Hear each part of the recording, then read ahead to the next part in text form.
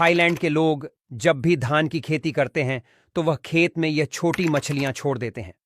चलो दोस्तों, आज हम बात करेंगे थाईलैंड के एक अनोखे रिवाज के बारे में। क्या आपने कभी सोचा है कि कोई अपने खेत में मछलियां क्यों छोड़ेगा? अरे भाई, ये तो वही बात हुई कि अपने घर के आंगन में मुर्गियां पालना। लेकिन थाईलैंड में ये चीज आम है। वहां के किसान अपने खेतों में छोटी छोटी मछलियां छोड़ते हैं। अब आप सोच रहे होंगे कि भला ये कैसा पागलपन है? लेकिन रुकिए, इसके पीछे एक बड़ी समझदारी छिपी है। थाईलैंड की धरती पर चावल की खेती का बोलबाला है। वहां के लोग चावल के बिना जीना भी नहीं चाहते। सुबह की चाय से लेकर रात के खाने तक हर जगह चावल का डंका बजता है। ऐसे में चावल की अच्छी फसल पाना हर किसान का सपना होता है। लेकिन यह सपना पूरा करना कोई आसान काम नहीं है। कीड़े मकोड़े, बीमारियां और मौसम की मार सब मिलकर किसान की नींद उड़ा देते हैं। अब आती है मछलियों की एंट्री।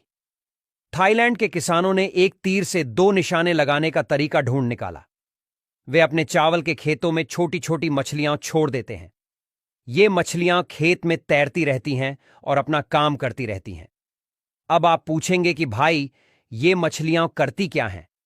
तो सुनिए, इनका काम है खेत को साफ सुथरा रखना और कीड़े मकोड़ों से लड़ना।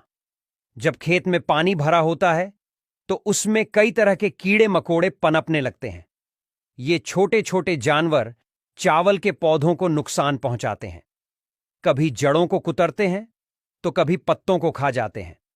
लेकिन जब खेत में मछलियां होती हैं तो वे इन कीड़ों को अपना नाश्ता बना लेती हैं। इस तरह मछलियां किसान के लिए एक तरह की सुरक्षा गार्ड बन जाती हैं। लेकिन मछलियों का काम सिर्फ कीड़े खाना नहीं है। वे खेत में तैरते तैरते पानी को भी हिलाती रहती हैं। इससे पानी में ऑक्सीजन की मात्रा बढ़ती है, जो चावल के पौधों के लिए बहुत फायदेमंद होती है। साथ ही मछलियों की टट्टी खेत के लिए खाद का काम करती है। ये प्राकृतिक खाद चावल के पौधों को ताकत देती है और उन्हें तेजी से बढ़ने में मदद करती है। अब आप सोच रहे होंगे कि यह सब तो ठीक है, लेकिन इन मछलियों का क्या होता है? क्या वे हमेशा खेत में ही रहती हैं? नहीं भाई, ऐसा नहीं है। जब चावल की फसल पक जाती है और खेत से पानी निकाल दिया जाता है, तब इन मछलियों को भी निकाल लिया जाता है।